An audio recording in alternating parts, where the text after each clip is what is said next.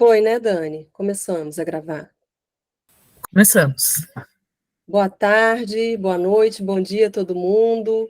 Vamos começar aqui o primeiro dia do nosso curso, o Walter Benjamin, enquanto arqueólogo, que o pesquisador, doutorando Maikson Cardoso, da UFRJ, vai oferecer para a gente, gentilmente. Quero lembrar a vocês aqui que esse curso é uma iniciativa do Programa de Pós-Graduação em Literatura e Cultura, da UFBA, o PPG Litcult. Também é organizado pelo Núcleo de Estudos da Crítica e da Cultura Contemporânea, da UFBA, o grupo do qual eu faço parte. É parte de uma organização do Programa de Artes Visuais da UFR, da URGS, Universidade Federal do Rio Grande do Sul. Desculpa aqui, estou lendo e me embananando. O PPGAV, de onde vem a Daniela Kern, a Joana Bozak, e do GT, de Literatura Comparada, da Associação Nacional de Pós-Graduação em Literatura e Linguística, a ANPOL. Viu? Então, vou fazer uma breve apresentação do Maikson Cardoso aqui para a gente, que é mineiro de Divinópolis, vive em Berlim desde 2018, é doutorando em artes visuais, histórias das artes pela UFRJ. Em sua pesquisa, o Maikson dedica-se à articulação do motivo da arqueologia ao longo da obra de Walter Benjamin, a partir da qual propõe uma leitura arqueológica das chamadas teses sobre o conceito de história, que é uma obra de 1940, bem como o que vem chamando de uma arqueologia da violência, Gewalt. É mestre em estudos de literatura pelo Programa de Estudos de Literatura da Federal Fluminense, a UF, onde pesquisou e estudou a obra de Rafael Courtoisi. É formado em letras pela Universidade do Estado de Mato Grosso, é curador de algumas exposições, curioso, criativo, poeta grande também, tradutor de mundos, um querido. Eu vou passar a palavra para a Daniela para se apresentar. Agradeço a parceria, agradecemos imensamente a todas as pessoas que quiseram participar, que se inscreveram, que estão aqui com a gente agora. E lembro a vocês que uma lista de presença vai ficar passando aí toda hora, quem quiser dá o clique, e a gente vai fazendo essa lembrança. O evento é gravado, as perguntas, quando possível, vocês escrevam e joguem no chat, ou se quiserem elaborar aí, vocalizá-las, a gente também está aceitando, viu? Dani, com você. Boa tarde a todas e todos. Quero só passar rapidinho para agradecer muito essa parceria, né, com a professora Ana Lígia, com o professor Maikson, né, que vai nos brindar com esse curso, e desejar a todos um excelente curso, né? Você tem certeza que vai ser muito produtivo, muito inspirador para todos nós. Agora eu passo a palavra para o Maikson, né? Agora é comigo.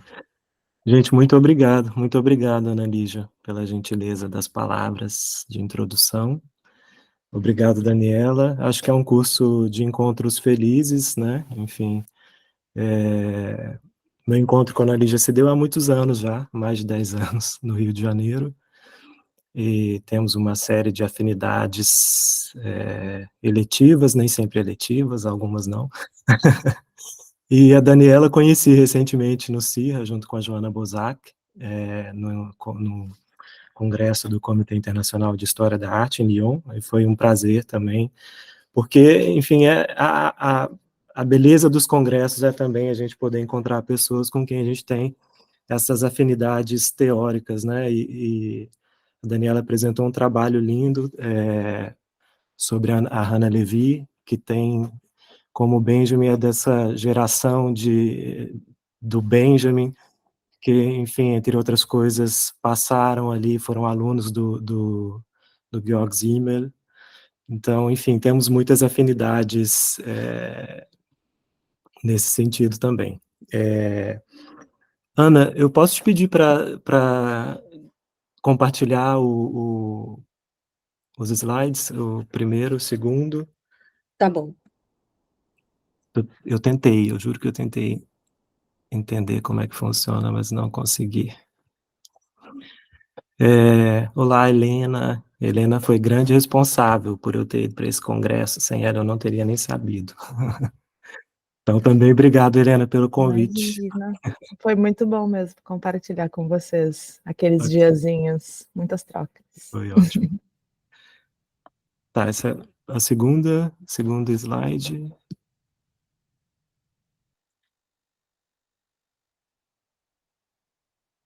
como está em PDF, ficou assim, né?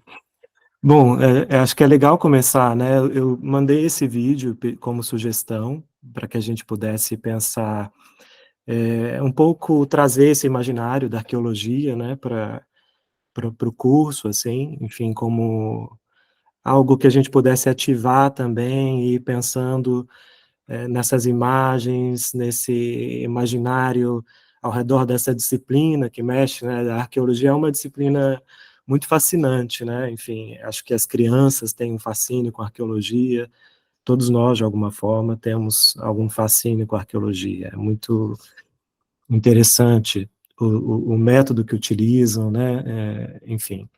Então, essa imagem é muito interessante, que é do Sir Mortimer Wheeler, ele que inventou esse método de escavação por quadrantes, né? As caixas de escavação. Ele inventou essa metodologia de fazer esse grid e distribuir cada arqueólogo ali da equipe num quadrante específico, enfim. Eu acho essa imagem bastante impressionante. Então, é uma imagem epígrafe, digamos assim. O vídeo era mais como um pano de fundo, assim, para a gente entender mais sobre esse método da arqueologia, esse método de escavação, a ideia da estratigrafia, que a gente vai retomar aqui ao longo desses dias. Então, era uma questão mais desse tipo. A gente vai voltar no vídeo em algum momento, eu posso mencionar alguma coisa. Podemos passar para o próximo, Ana? Essa é uma epígrafe geral, né? É uma tradução desse poeta sueco, do Gunnar Ekelöf, né? É uma tradução do Ricardo Domenech, com um poeta sueco também. Quando alguém vai, como eu, tão longe no absurdo, palavras tornam-se de novo interessantes. Algo soterrado que se revolve com o pá de arqueólogo. A pequena palavra tu, talvez miçanga que um dia enfeitara um pescoço. A grande palavra eu, talvez quartzo em lasca, com que um sem dentes qualquer desfiara a sua carne dura. Enfim, acho esse poema muito interessante porque ele chama atenção para esse estranhamento que a gente pode ter com as coisas mais triviais, e esse estranhamento, ele enfim, é uma chave, né, para as artes, enfim, como que a gente pode estranhar aquilo que está tão naturalizado, está tão na superfície, né, pensar em termos de repente, de uma arqueologia do presente que pode passar para o próximo. Mais ou menos o que eu fiz no meu mestrado, já vou comentar.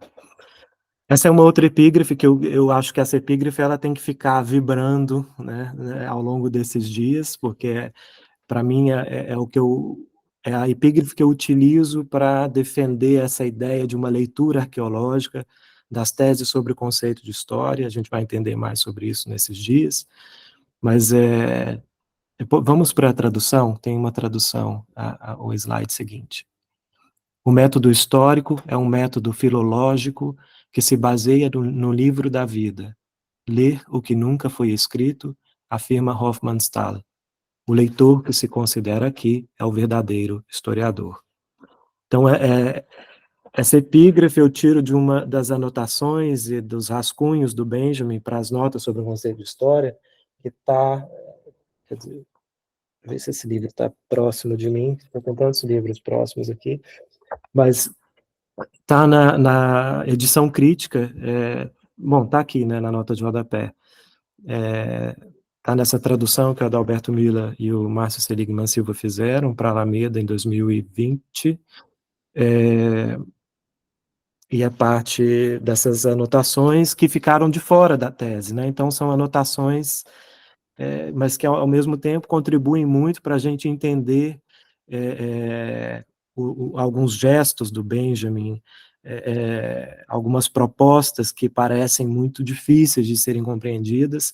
Essas notas e rascunhos contribuem muito para que a gente entenda e abra o sentido, né, na leitura das teses.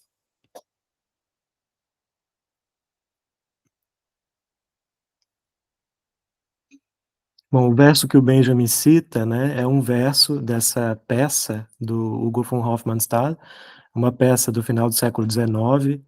É uma peça muito interessante, porque a conversa é entre um homem nobre e a morte que vem buscá-lo. A morte aparece na imagem aqui, a morte como um homem, porque a morte em alemão é masculina, é um substantivo masculino, né? Então é interessante porque tem esse embate entre, é um drama lírico, então é um diálogo muito interessante entre essas duas figuras da peça, e a morte encerra a peça dizendo o que vem no próximo slide. Meu Deus.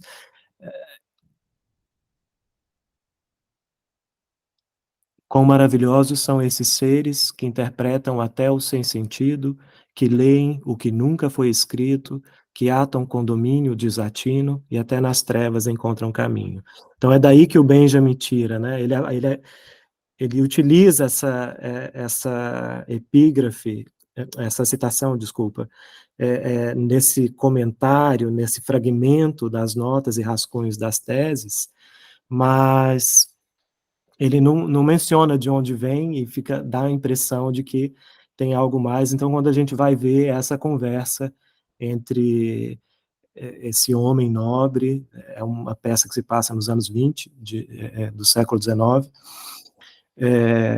enfim, tem esse desfecho com a morte falando isso e, obviamente, vencendo o embate, né? Então, quão maravilhosos são esses seres que interpretam até o sem sentido, que leem o que nunca foi escrito, que atam com domínio desatino e até nas trevas encontram caminho. É basicamente isso o nosso trabalho, né? O Benjamin é muito ligado à filologia, estava conversando hoje com um amigo, inclusive, sobre isso. O Benjamin, ele tem uma escrita, um estilo de escrita na língua alemã que é muito específico, é muito singular, e é muito condensado, é uma escrita muito densa, cada fragmento que ele escreve, é impressionante quando você lê no original, como você consegue perceber que cada palavra naquele fragmento, ela foi pensada com certo propósito. Então, basicamente a partir desse empuxo que a gente pode observar em Benjamin, que a gente pode também fazer a leitura que eu estou me propondo a fazer, porque as palavras no Benjamin, elas não são inocentes, elas não são elas carregam um peso de significado muito grande. Podemos passar para o próximo? Essa é a programação de hoje, então é uma apresentação geral. A gente vai falar do ensaio Cascas, né, do Didier Huberman, que é um ensaio belíssimo que foi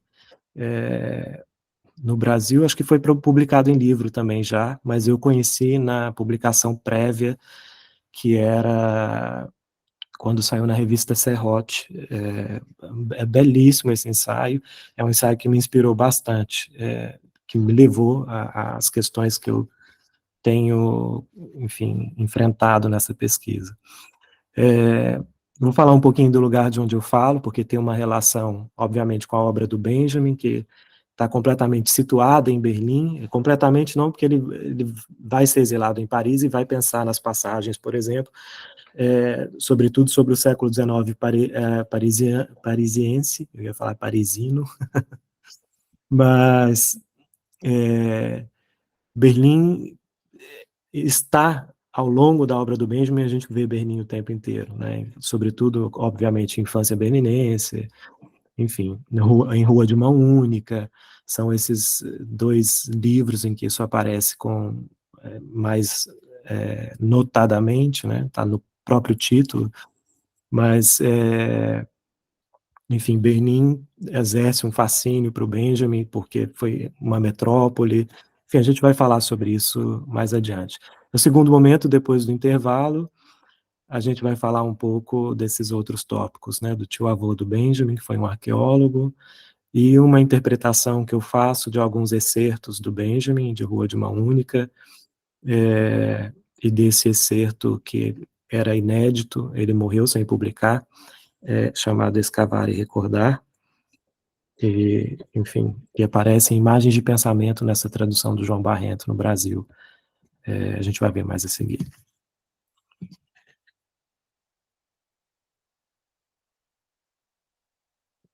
Então, bom, essa pesquisa começa já no meu mestrado, essa ideia de explorar essa metáfora da arqueologia.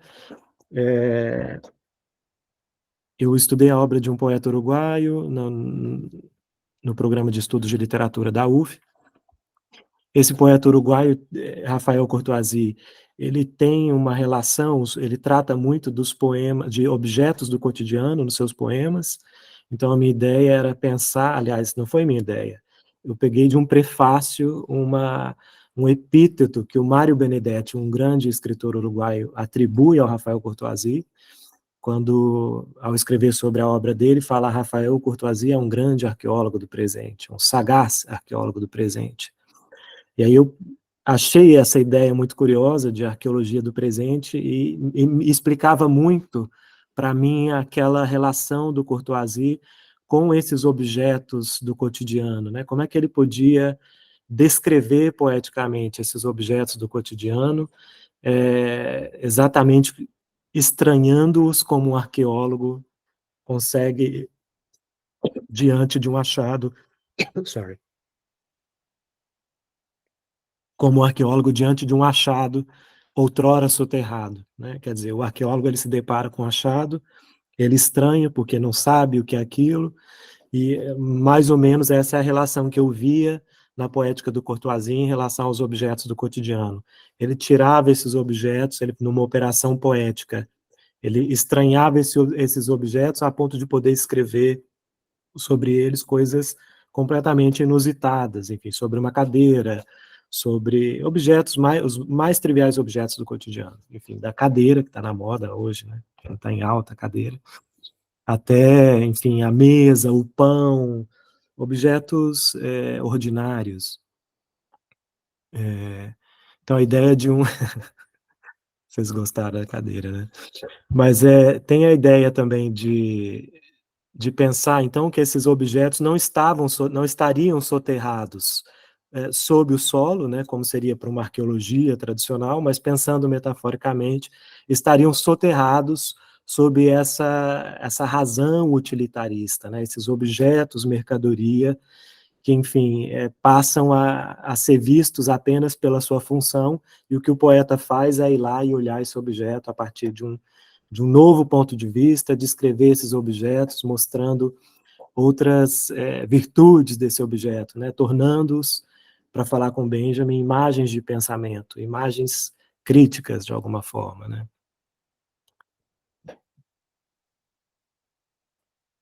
Então, essa era mais ou menos a ideia dessa arqueologia do presente. Neste sentido, concluía que tais objetos, descritos poeticamente por Courtoisi, estariam soterrados não por subsequentes camadas de solo, mas pela lógica do utilitarismo. Seriam estes objetos que servem apenas ao propósito para o qual foram fabricados e comercializados. Ao atuar como arqueólogo do presente, Courtoisi faria destes objetos mercadoria, para falar com Benjamin, uma imagem crítica, uma imagem do pensamento. E aí, o Benjamin entra aí já via Didi Uberman, para mim, esse livro do Didi Uberman, O que Vemos, o que Nos Olha, em que o Didi Uberman vai pensar sobre 3 modos de ver, né? O modo de ver tautológico, o modo de ver do homem da crença, é como ele chama, o modo de ver da crença, podemos dizer, para tirar esse homem que ele comenta, e a imagem crítica que ele vai trazer também do Benjamin. Então, o homem da tautologia é aquele que olha o objeto e diz: isso é apenas isso que eu vejo, né? Não tem nada além do que eu estou vendo. O homem da crença é aquele que olha o objeto e imediatamente é levado à transcendência. Então, esse objeto é mais do que eu vejo. Esse objeto é uma expressão do divino, esse objeto é... E o homem da imagem crítica seria... ou essa imagem crítica para o Benjamin, é quando o objeto nem é o que ele é, nem é o que não é, ele está nessa vibrando entre uma coisa e outra, e ele está em crise, né? Por isso a imagem crítica, ela está em crise, ela não pode ser fixada, e é justamente daí que surge, então, a possibilidade de pensar esse objeto para além da sua funcionalidade ou para além dessa outra função para o homem da crença, que é o objeto enquanto um objeto de transcendência. Então, enfim, tinha também uma ideia subjacente, duas noções do Mário Perniola, essa ideia de segredo e enigma. De segredo ele vai trazer do Guy Debord, vai pensar o segredo, ele vai opor a ideia de enigma à ideia de segredo em Guy Debord, porque ele vai pensar muito na sociedade do espetáculo, vai pensar a sociedade do espetáculo, a ideia de segredo do Guy Debord descortinamos, desvelamos a coisa, e a coisa está revelada, inteira, entendemos a coisa. E aí o Mário Perniola propõe, então, a ideia de enigma, esse filósofo italiano, pouquíssimo lido, interessantíssimo. Para a ideia de enigma, é mais ou menos, está casada com essa ideia de imagem crítica. O segredo está preocupado com a resposta, né? A verdade que pode ser desvelada. O enigma está preocupado com o processo. Mais do que chegar numa resposta definitiva, o processo que leva àquela resposta, a uma resposta possível, não há resposta, ele é tão importante quanto a resposta em si. Então, era basicamente, o enigma, então, está pensado no processo, né? Esse processo é extremamente importante, é relevante, mais do que a resposta, quase. Porque o que interessa para o enigma é como você chegou àquela conclusão, né? Que processo, qual foi o método para você chegar a essa conclusão? Então, o sentido último está sempre em aberto, né? Porque há muitas possibilidades de abrir esse objeto, de fazer uma leitura desse objeto, enfim. Então, basicamente, isso subjazia essa ideia de uma arqueologia do presente. E mais para o final, eu citava um olhar arqueológico, que é o que o Didi Huberman traz no seu ensaio Cascas, né? O Didi Huberman escreve esse ensaio chamado Cascas. Podemos ir para o próximo, Ana? Aqui. Ele escreve esse ensaio chamado Cascas a partir de uma visita que ele faz a Auschwitz.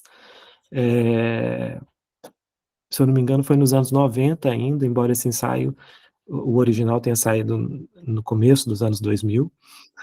E ele pega 3 cascas de bétulas que crescem no campo de Auschwitz, acho que muito imbuídos, pensando também nessa ideia de que essas bétulas foram, pelo tamanho delas, foram testemunhas daquela catástrofe. Então ele pega essas 3 cascas e começa a pensar dispõe, né, sobre um papel branco, começa a pensar nisso.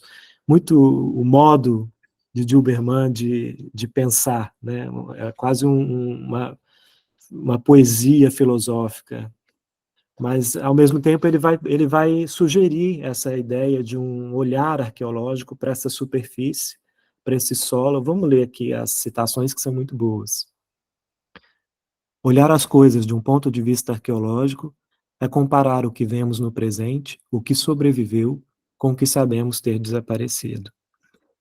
É uma citação muito interessante. Eu penso que nem sempre, acho que aqui ele perde um ponto, nem sempre sabemos o que foi que desapareceu.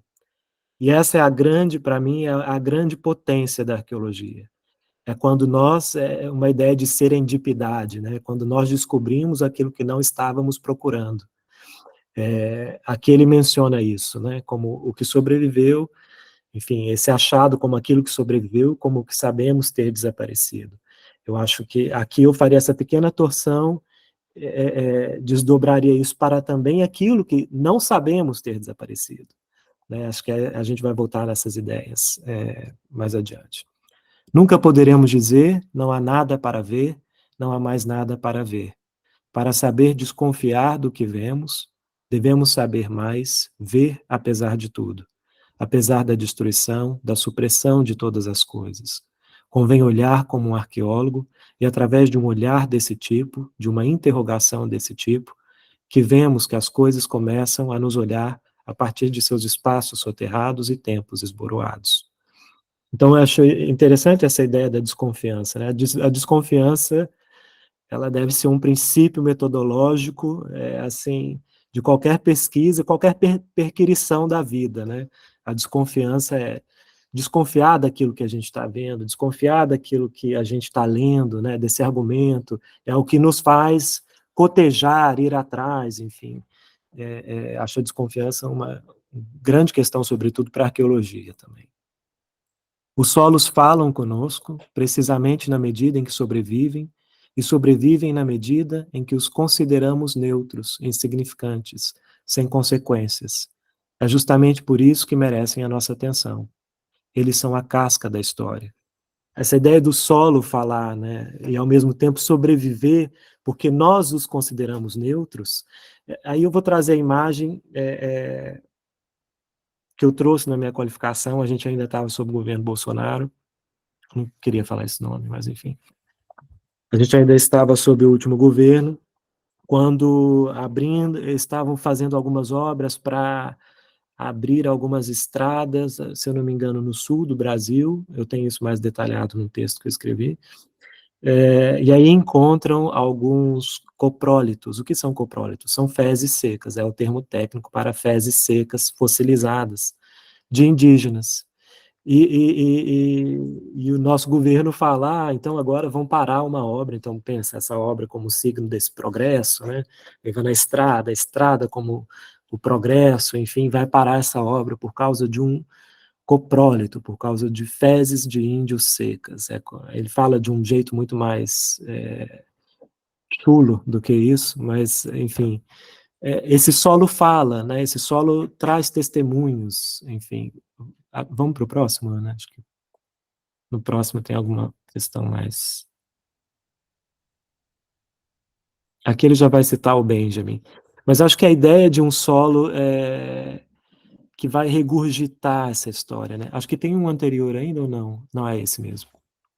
No magnífico textinho, que a gente vai terminar o dia hoje com esse texto.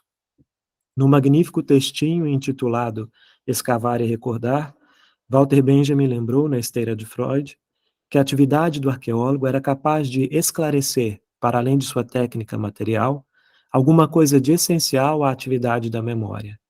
Quem tenta se aproximar do próprio passado soterrado deve fazer como um homem que escava. Não deve temer voltar incessantemente a um único e mesmo estado das coisas, a dispersá-lo como dispersamos a terra, a revirá-lo como reviramos o reino da terra. Ora, o que ele encontra nessa seleção dispersa, sempre advinda do tempo perdido, são as imagens que, arrancadas de todo o contexto anterior, são como os torce na galeria do colecionador. Falta um Rzinho ali.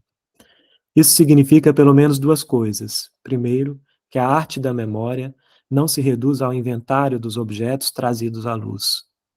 Depois, que a arqueologia não é apenas uma técnica para a exploração do passado, mas também e principalmente uma anamnese para compreendermos o presente. Acho que tem essa ideia do Didi Berman sempre, né, de uma leitura do passado à luz do presente, esse anacronismo singular do Didi Berman. A Lilia Schwartz fez alguma menção recentemente num programa que eu vi, acho que no programa que ela faz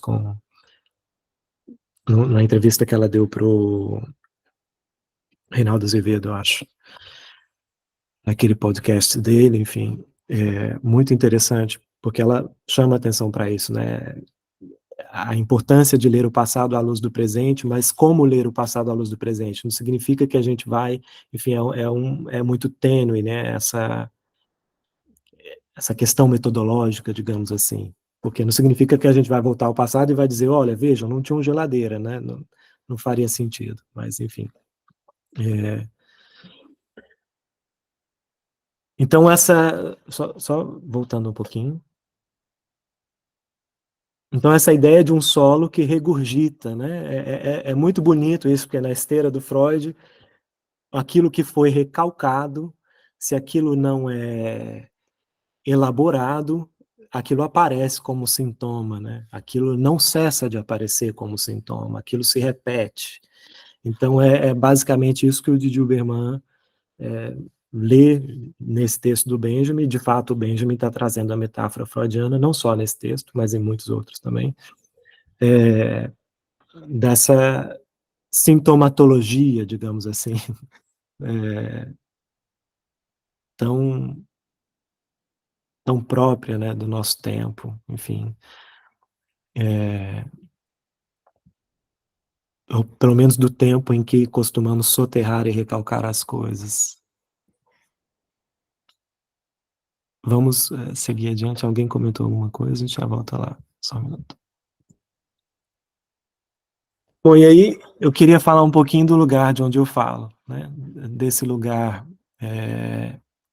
que é, enfim, o lugar onde o Benjamin nasceu. Sua obra respondia muitas vezes a esse lugar, muitas vezes não, a vida inteira, né? Até o fim da vida, o Benjamin estava articulando questões a partir desse lugar de onde ele veio.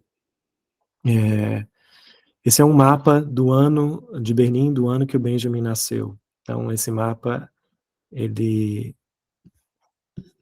É possível aumentar um pouco?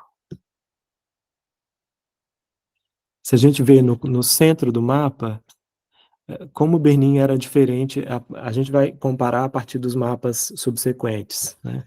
Eu lembrei muito quando eu estava fazendo essa apresentação, trazendo esses mapas, o Deleuze, embora eu não seja deleuziano, nem leia muito Deleuze, enfim, mas tem um texto belíssimo dele, chamado O que as Crianças Dizem, que eu não sei qual dos livros que tá, posso olhar depois, mas ele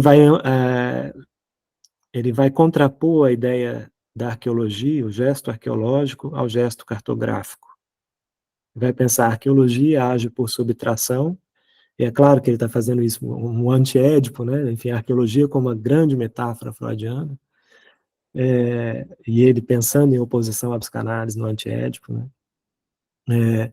Mas a arqueologia, ela age por subtração. O gesto arqueológico é um gesto de olhar para baixo, de subtrair camadas.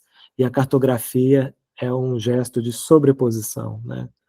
Então, um mapa se sobrepõe ao outro na medida em que as cidades se transformam. Então, acho que a gente vai conseguir ver isso aqui, né?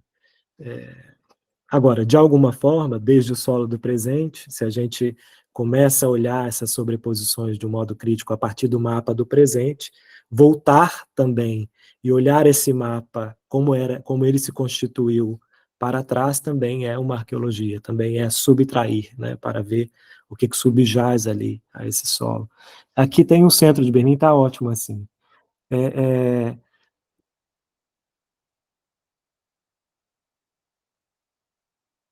Muito bom, Nina. Obrigado. Então, aqui tem um centro de Berlim, aqui a gente ainda não tem o Reichstag ainda, o Reichstag estava em construção, então olha como que, enfim, aqui a gente ainda está na Berlim do Império, né? Enfim, essa Berlim que ainda não tinha passado pela Revolução ainda, não tinha passado pela Segunda Guerra, pela Primeira Guerra, sorry. Então, essa cidade que está em transformação. Podemos ir para o próximo?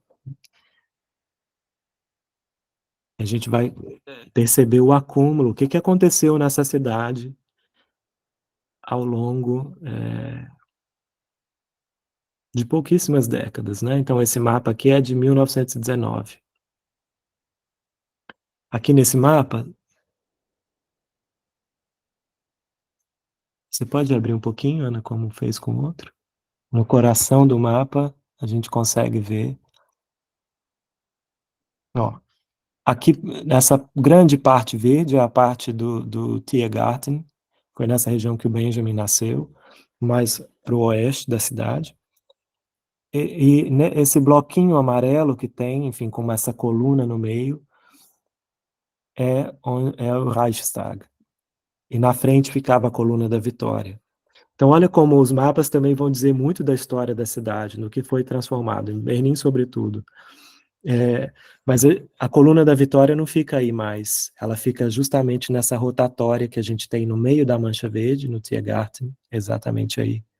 É aqui que fica a coluna da Vitória hoje, e ela foi removida por Hitler.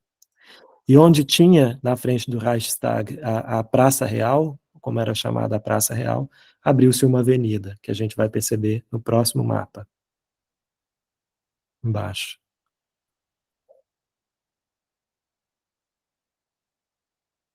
Quer dizer, antes do mapa eu trouxe um frame da Sinfonia da Grande Metrópole, da Grande Cidade, do Walter Ruttmann, de 1927, que mostra exatamente, acho que é muito interessante ler Benjamin, sobretudo o que ele está falando sobre a modernidade, quando ele vai falar sobre a modernidade, a partir desse filme, assim, porque com esse filme a gente entende todo o processo que aconteceu. Em Experiência e Pobreza, um textinho curto dele, que precede o narrador, mas tem muita relação com o narrador, né? Ele repete algumas argumentações ali, mas é um texto bem mais curto. Ele vai comentar que as crianças que foram para a escola de charrete agora vivem nesse mundo, né? Onde você vê toda essa movimentação, enfim, essas crianças viram uma transformação muito grande acontecer, né? Num período muito curto de tempo. A industrialização, a cidade cresceu, Berlim, se não era a cidade mais populosa, era a segunda mais populosa, talvez em comparação a Londres, não. Mas da Europa continental era a cidade mais populosa, com certeza, do século XX, no começo do século XX. Então, essa cidade foi se transformando, e aí você vê o carro passando, o bonde, foi a primeira cidade a ter metrô, então várias coisas aconteceram ao mesmo tempo, e esse motor chega nessa fumaça, enfim, em 1927 ainda era um período, ainda não tinha acontecido a queda da Bolsa, né, de Nova York, que aconteceu em 28, ou 29, né? Vamos para a próxima foto. Então esse é o centro de Berlim, né? E aqui tem enfim, eu estou falando de Wedding, a ideia é apresentar aqui o lugar de onde eu realmente estou falando, né? Eu estou falando desse lugar, de Wedding, que é um bairro historicamente de esquerda em Berlim. Esse é um frame do vídeo Mutterkrausens Fahrtensglück, a jornada de Mutterkrausens para a felicidade, mais ou menos isso, que conta a história de uma família paupérrima, enfim, que passou muita fome, aqui já no período da depressão, né, da Grande Depressão. Então é um filme extremamente melancólico, sugiro que vejam, porque é muito bonito, aliás, que fala dessa região da cidade. O Benjamin nunca morou aqui, né? O Benjamin, acho que isso é importante, os marcadores sociais do Benjamin. Quem era o Walter Benjamin? De que família ele vinha, né? Enfim, o primeiro mapa o primeiro é de 1892, isso.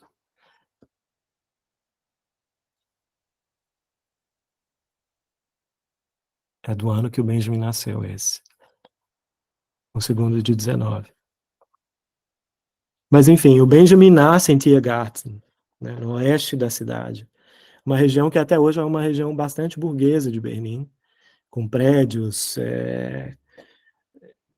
muito adornados, grandes apartamentos, grandes lojas de departamento. Então, ele era parte dessa família. Tem um livro. Esse livro eu não consegui examinar perfeitamente totalmente. Mas recentemente, esse livro é do ano passado, eu só adquiri recentemente, onde os Benjamins viviam, né? Onde eles se sentiam em casa, né? Esse é o livro, Wo die Benjamins zu Hause waren, onde eles estavam em casa. Essa vila, né, em Grunewald, que é mais para o sul da cidade, onde as famílias burguesas viviam. Então, o Benjamin esses são os marcadores sociais dele. Filho de um casal da burguesia judaica berlinense. Eles não eram berlinenses, mas estavam inseridos nesse contexto berlinense. Muito abastado, o pai era antiquário, e por aí você começa a entender também essa relação do Benjamin com o colecionismo, enfim, o olhar que ele tinha, né, muito específico para a classe social dele, inclusive, né, porque ele entendia essa classe social. A gente vai ler em Rua de Mão Única, quando ele fala da burguesia, ele vai falar especialmente daquilo que ele viveu, né? Ele vai falar até esqueci como é que chama esses bordados, essas toalhas bordadas com insígnias, né? Que é própria. Ele vai falar, o burguês precisa deixar sua marca em tudo, né? Porque o burguês vai bordar suas insígnias, vai deixar os seus códigos por todo lado. O móvel é de veludo, de modo que imprime o gesto, né? O gesto de quem ficou sentado, né, como botava a mão, não deixa de ser um olhar arqueológico também, né, porque esses objetos estão trazendo, a superfície desses objetos vai trazer. Mas essa era a casa, enfim, a gente vai encerrar com essa casa também, esse curso, porque essa casa teve um desfecho bastante interessante, e que é muito significativo para o que a gente vai falar esses dias, trabalhar aqui juntos. Mas, enfim, Berlim é esse bairro operário, é um bairro de operários engajadíssimos, né? Berlim tem um hino específico, chama Wedding. Wedding tem um hino específico, né? Rote Wedding, o Wedding vermelho, né? Enfim, Wedding não tem a ver com o inglês, tá, gente? De wedding. Não tem a ver com casamento, era um sobrenome de alguém que era dono dessas terras e ficou como o nome do lugar. Então, até hoje você anda por Wedding e você vê letreiros em Berlinerês, né, no dialeto berlinense, que é uma raridade, mas tem prédios aqui que tem isso na fachada, enfim, é muito interessante ver como isso está nesse bairro. Então, o Benjamin ele nunca morou aqui.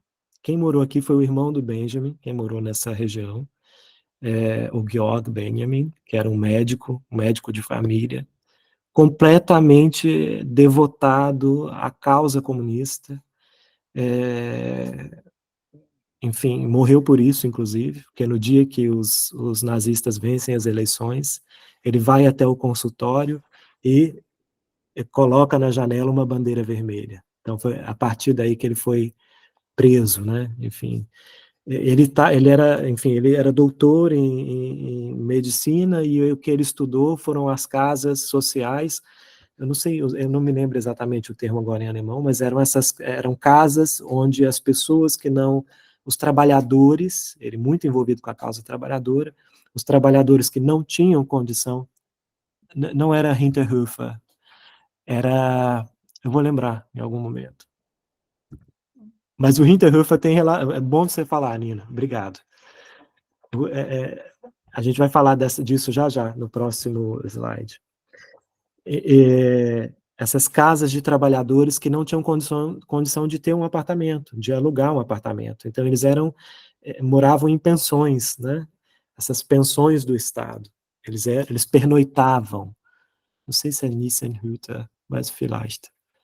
Então, eles pernoitavam nesses apartamentos e o Georg realizou toda a tese dele sobre as condições de saúde desses trabalhadores nessas casas específicas, nesses abrigos específicos. Uma espécie de abrigo, onde se podia pernoitar, se pagava por diária, e geralmente eram os diaristas, né? Eram as empregadas diaristas, era quem recebia tão pouco dinheiro que não tinha condição de pagar o próprio apartamento, o aluguel do próprio apartamento. Então, enfim, Wedding vai vivendo uma série de transformações. Então, em 1925, o primeiro presidente da República de Weimar, que é fundada lá em 1919, ele morre, ele tem um ataque cardíaco, e a partir de então começa-se pela Alemanha inteira a construir o que eles chamam de Wohnsiedlung, são habitações sociais, conjuntos habitacionais, eu diria, melhor. São conjuntos habitacionais para a classe de trabalhadores organizados, sindicalizados, portanto. E aí, vamos para o próximo, Ana. Acho que vai. Aqui a gente tem, aqui dá um zoom aqui, né, onde tem esse quadrado. Tá, aqui vocês podem ver no centro que já abriu a avenida. A Siegessäule, a coluna da Vitória, ainda está na frente do Reichstag, porque esse mapa é de cerca de 1930. Pode ir mais para cá. Aqui, onde está escrito em cima, Reinickendorf, a Müllerstraße, nessa região aqui, essa região da expansão de Berlim, do norte de Berlim, onde vai se criar um dos conjuntos habitacionais, que eu moro num desses conjuntos. Num lugar chamado, então, acho interessante perceber, né, o que a cidade vai falando. Então, esse lugar, por exemplo, onde eu moro, chama Afrikanisches Viertel, o quarteirão africano. E aí, quando eu me mudei para cá, eu pensava, uau, que máximo, né? Um quarteirão dedicado ao povo africano. Só que esse quarteirão não era dedicado ao povo africano, era dedicado à empresa colonial alemã na África. Então, as ruas são batizadas com os países e topônimos desses países onde a Alemanha estabeleceu suas colônias no século XIX. Até muito pouco, até faz, se eu não me engano, 2 ou 3 anos, é muito recente, eu já morava aqui, quando mudaram o nome das ruas, que não mencionavam topônimos, mas mencionavam os nomes desses colonizadores que foram e que cometeram atrocidades na Namíbia, nos Camarões, enfim, em diversas colônias africanas alemãs. Então, recentemente teve um movimento decolonial, enfim, de africanos, inclusive, em Berlim, que hoje fazem um tour pelo bairro, mostrando o bairro e apontando todas essas questões, falando a partir do lugar, né, da África, dando o ponto de vista do que foi essa empresa colonial, do que é essa empresa colonial. Então, são transformações que a cidade vai passando, né, e enfim, esse bairro sofreu essas transformações todas justamente porque era um bairro historicamente de esquerda, enfim. O que eu queria comentar vamos para o próximo. Então, estamos aqui no Afrikanisches Viertel, que foi uma área criada em homenagem à empresa colonial alemã na África. Então, e que hoje vem sofrendo todas essas transformações com os novos debates que a gente vai empreendendo, inclusive na academia. Então, esse é parte dos conjuntos que é nesse conjunto que eu moro, que tem o nome do primeiro presidente da República de Weimar, Friedrich Ebert, que morre em 1925, e, enfim, e aí criam-se esses conjuntos habitacionais em homenagem a ele. Então, aqui a gente já tem uma questão que é muito própria da República de Weimar, que é o que a gente tem durante a República de Weimar. A gente tem todo o modernismo, toda a vanguarda na arquitetura, enfim, a nova objetividade. Então, esses prédios foram construídos a partir dos valores da nova objetividade. E aí, em contraposição àqueles prédios do oeste burguês berlinense, esses prédios não têm adornos, né? Esses prédios são ângulos retos. Então, a gente pode observar, né, como eles são pensado muito mais em termos de função do que qualquer outra coisa, né? Então, ele tem uma função específica, os prédios são localizados de forma a receber o sol no inverno e no verão, então, ou ele recebe de um lado, ou ele recebe de outro. Os prédios todos têm entradas, eles não têm o Hinterhof, Nina, como você mencionou antes, o Hinterhofer, os Hinterhofer, é a parte de trás dos prédios berlinenses, onde moravam os operários, né, onde moravam as pessoas de classe social baixa, eles moravam no Hinterhof.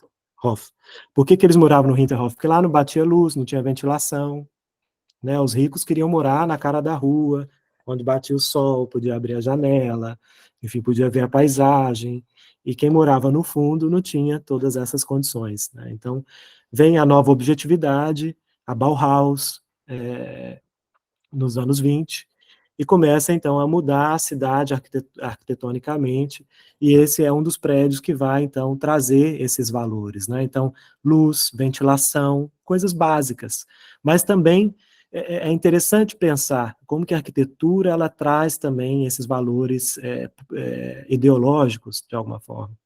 Então, esses prédios, eles não têm uma entrada só. Então, eles são alinhados de tal forma que cada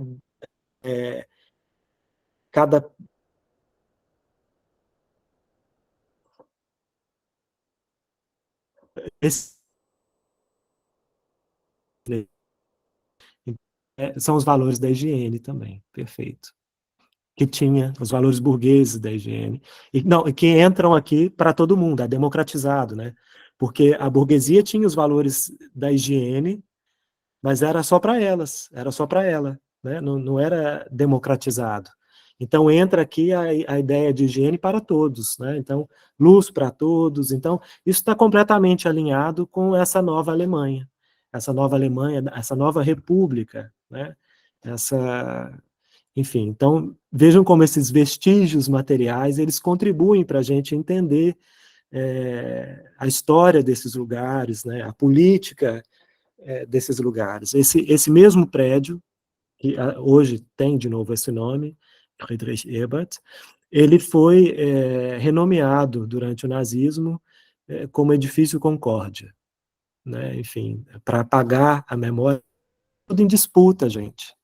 Essa cidade ela está em disputa hoje ainda, né? O quarteirão africano está em disputa, o nome de rua está em disputa. Né? O nome de rua, porque não vai chamar, não vai ter esse nome é de um colonizador que cometeu atrocidades, então a gente vai renomear, enfim, a cidade também, ela, ler o que nunca foi escrito é também isso, né? É ficar atento ao que esses vestígios materiais, e nem tão vestígios assim, se a gente pensa que a ideia de vestígio tem a ver com fragmento, né, com uma porção, mas enfim, são coisas que estão aqui, que vemos o tempo inteiro, e que está carregado de história, né? Está carregado de história. Então, interessante observar isso, né? Vamos passar para o próximo. Acho que no próximo. Hoje, como é hoje. Enfim, então vocês vejam a sacada, essa sacada envidraçada, a ideia de vidro, que é muito importante para o Benjamin, o uso do vidro, o uso que os arquitetos vinculados a... Ainda sem adornos. Continuam sem adornos. E tem uma coisa muito interessante, porque todo o conjunto habitacional foi criado nessa época sem teto. Veja que o teto, quer dizer, sem teto não, tem um teto, mas sem esse teto tradicional alemão de telhado. Mas se você vê o lado, as obras não foram Flardar, exatamente. Esse teto, eu tenho um nome para esse em português, esqueci. Flat, né? Assim, reto.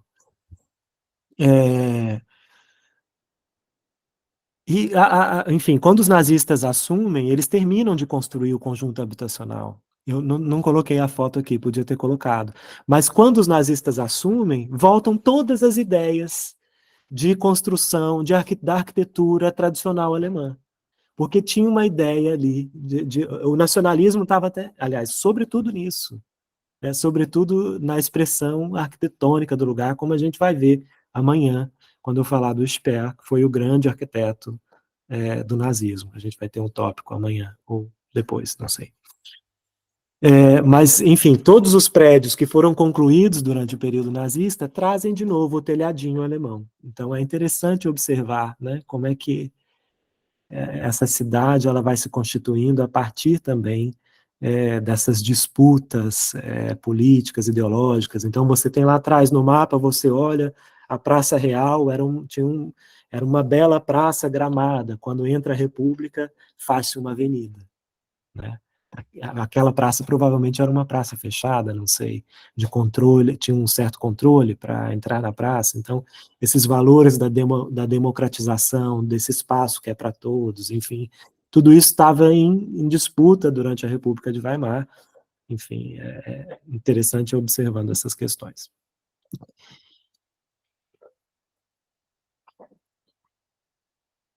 Perfeito. A Nina está comentando. Nina é uma grande amiga, historiadora da arte também, alemã. no modernismo dos anos 50, 60, esse teto plano volta de novo.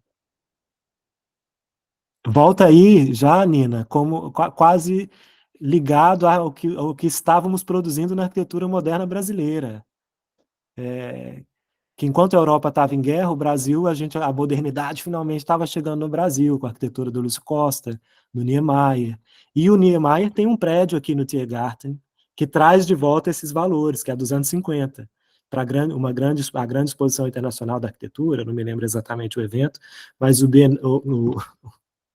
Niemeyer, ele tem esse prédio aqui, e aí, inegavelmente, assim, todos nós brasileiros, pelo menos nós que vivemos muito tempo no Rio de Janeiro e conhecemos, ou Brasília, conhecemos de perto a arquitetura do Niemeyer, quando você bate o olho, você fala, só pode ser Niemeyer, com pilotis, com tudo, enfim.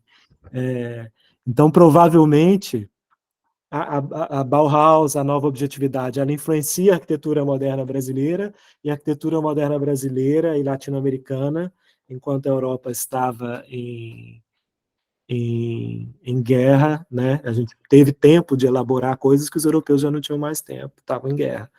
A gente volta com essa arquitetura e já vem influenciar, enfim, imagino que tenha sido esse o movimento. Imagino não, já ouvi alguém falar sobre isso. E aqui, enfim, nesse prédio onde vivo, no quarteirão africano, a gente tem, então, no meu porão, esse é o meu porão. Eu detesto entrar nesse porão porque ele é creepy mesmo, é assustador.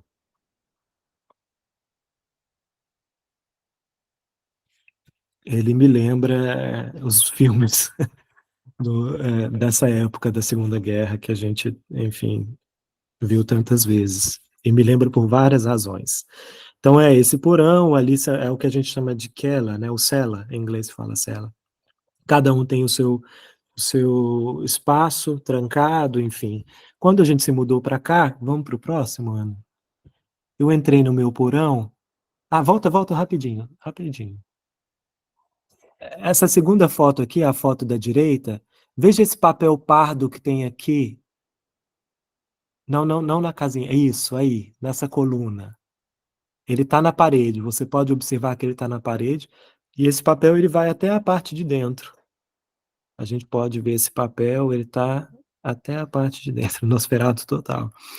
E aí, enfim, quando a gente se mudou, eu olhei esse papel, não dei muita bola, enfim, pensei, até que um dia eu vi que ele estava soltando um pedaço. Ele estava soltando um pedaço e eu falei, um jornal, interessante. E aí eu fui na parte de dentro, que não é a parte comum, é a minha parte privada, a nossa parte privada, e abri, e tirei uns pedaços para ver que jornal era esse. E o jornal era esse, era o Völkischer, diminui um pouquinho mais, Völkischer Beobachter, que era um dos jornais do nazismo, né, os jornais oficiais. Então aqui nessa manchete a gente vê der Führer ruft die Jugend, o Führer convoca a juventude. Exatamente, o jornal principal. Essa região que a gente está, do Afrikanisches Viertel, fica próximo também do Reberga, que é onde ficava a sede da juventude hitlerista. Então eu imagino que pode ser, como tem essa coisa da Führer of the Jugend, não sei, eu teria que fazer um trabalho de arqueólogo muito mais voraz nesse porão para entender o que está em todos os jornais, enfim, não tive esse tempo e confesso que acho um pouco sombrio. O próximo. Então, o próximo já noticia uma crônica da pequena guerra tcheca, né? Então já está noticiando, já um jornal noticiando aí o prenúncio dessa guerra, da Segunda Guerra, enfim, a invasão da Alemanha na República Tcheca, em 39.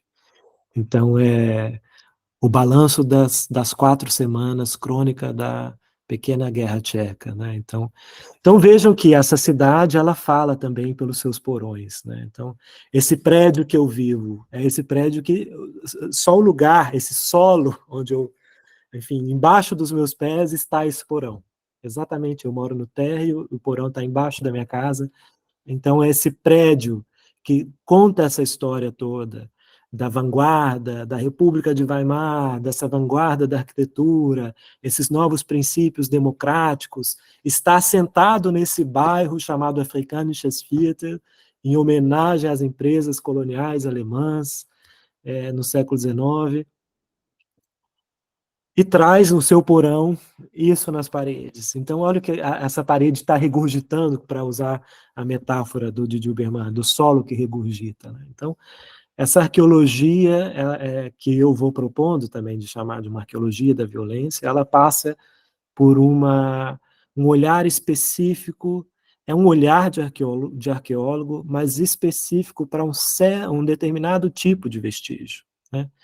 É esse tipo de vestígio que é sempre do vencedor contra o vencido, né? Enfim, eu não sei até hoje por que esses jornais foram colados lá, se tinha alguma questão estrutural. Eu imagino que não. Eu acho que esses 2 textos que aparecem são 2 textos, me parece que é intencionalmente colado para que esses textos estejam lá de uma maneira orgulhosa, não sei. Me impressiona que isso esteja lá até hoje, enfim, sob essa camada fina de papel pardo, né? Me impressiona que nunca tenha sido tirado. Ao mesmo tempo, eu fico pensando que é muito bom que não tenham tirado, porque é justamente porque não tiraram que é possível estar aqui hoje fazendo esse tipo de balanço e pensando no que subjaz o solo desse presente que eu estou situado aqui hoje falando com vocês, né? Então, enfim, todas as questões que a gente vai vendo na Alemanha hoje, né? Enfim, a AfD, o partido da extrema-direita alemã, ganhando cada vez mais força, sobretudo nos lugares que antes eram parte da Alemanha Oriental, enfim, todos esses conflitos que estão incrustados na materialidade que eu vejo em volta de mim, aqui nesse solo que eu piso, nesse prédio que eu moro, nesse bairro, nessa área desse bairro, enfim, estão aqui, assim, interessante que o papel pardo aparece quase como uma estratégia, aparece quase não, é uma estratégia de recalque, né? Enfim, não se tira o jornal, mas se encobre, né? Tem uma coisa de encobrir. E aqui a gente vem de novo, aquela noção de segredo pode ser usada aqui. Porque o fato de eu ter descoberto, né, não quer dizer que eu tenha chegado à verdade, a razão pela qual esse jornal foi pregado nessa parede. De jeito nenhum. Eu só consigo ter mais questões. Quem foi que pregou? Né? Nunca vou saber. Por que pregou? Né? Por que não tiraram? Enfim, mas em última análise, para que isso serve? Isso serve como testemunho material dessa história. Enfim, dessa história que aí precariamente tentaram soterrar. Né? Então é interessante esse olhar de arqueólogo que a gente vê em cascas do Didi Uberman, que aqui está nas cascas dessa parede, né, que a gente pode ver de novo, enfim. Enfim, essa é a primeira parte, a gente faz um intervalo agora, ou daqui 20 minutos, né? Você que sabe, Mike, diga aí se você quer parar um pouco, tá cansado? Acho que a gente São pode parar um 13h10. pouquinho Uhum. e E aí a volta gente 3h30, começa... 15 minutinhos de intervalo, né? Pode ser, uns 15 minutos, fica bom para todo mundo aí? Dá uma paradinha? Só avança um pouquinho aqui, que eu acho que já é a segunda parte mesmo, só para eu ver se eu não estou equivocado. Porque a gente ainda tem que abrir para as perguntas no final e tem bastante coisa nessa segunda parte também. Alguém sich gemeldet? Alguém? Chegamos aqui ao sonho do arqueólogo, é isso? Você Isso, quer é o deixar isso próximo. para a segunda parte? Pode deixar no sonho do arqueólogo. Pronto. O João levantou a mão. Alguém quer falar? Quer Alguma perguntar alguma pergunta já, coisa? gente? A gente pode abrir para algumas perguntas aqui.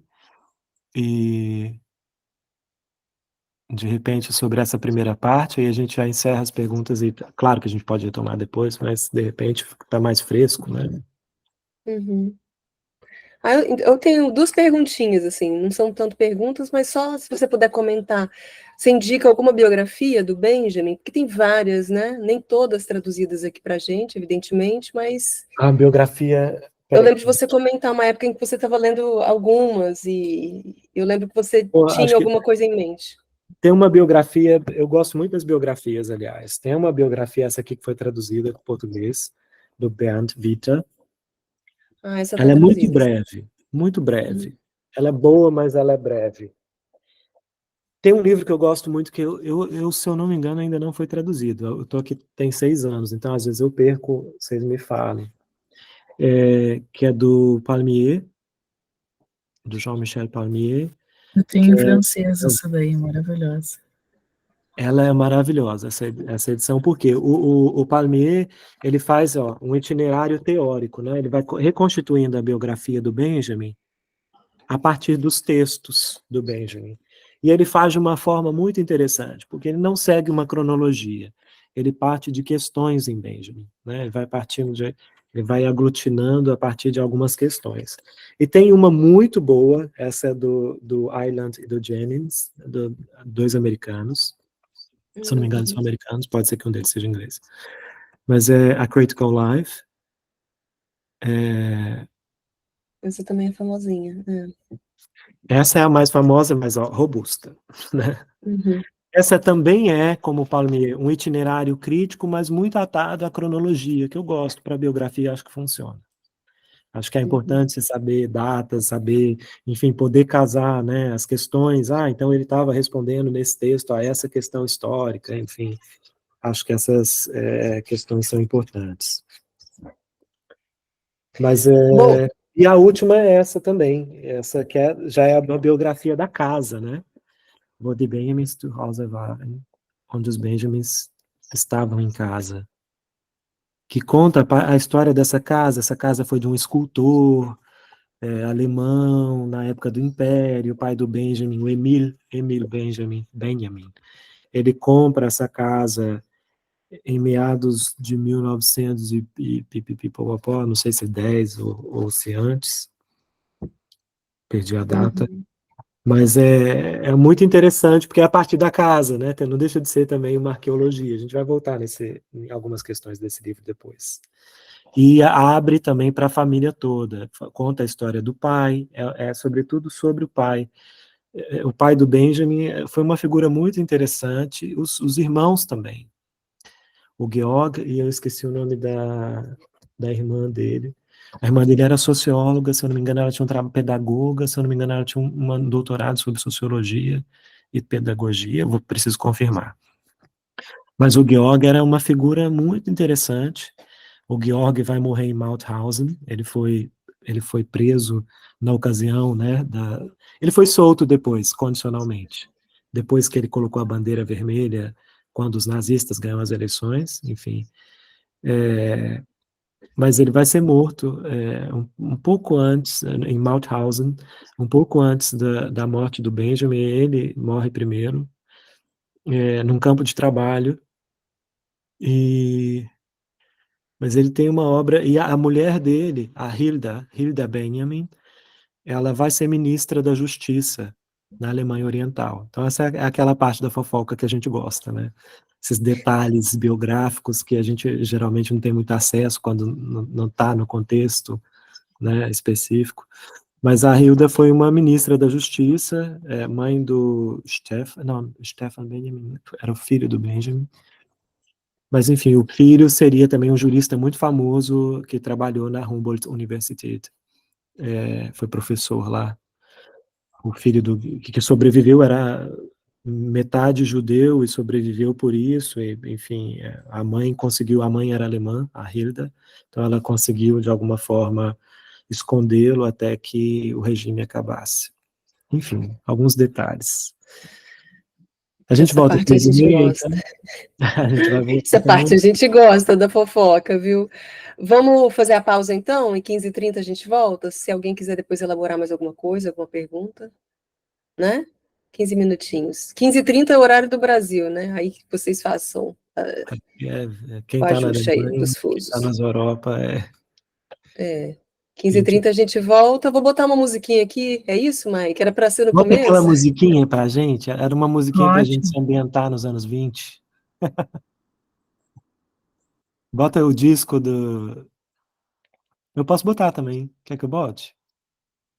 Tá dando para ouvir? Não. Não. Você tá de fone, né, Ana? É.